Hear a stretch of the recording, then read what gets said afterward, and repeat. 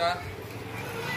दीर्घदिन व्यवधान पर आम दिगपंडी अंचल लव टू लाइफ एसएच तरफ परिसर को आपण मान स्वागत करुँ।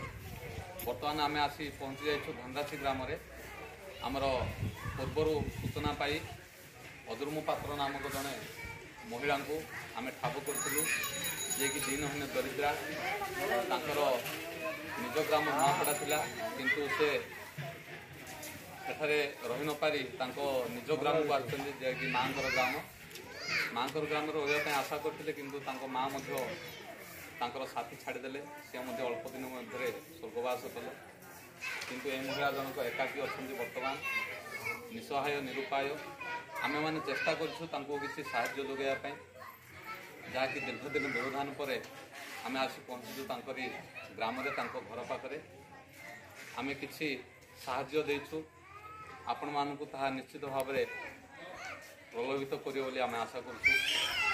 किसी राशन सामान किसी चाउल आ किसी लुगापटा तांको देवाई चेष्टा करूँ। आम निजक धन्य मणुचु जे एपरी काम आम साथी दे। धन्यवाद।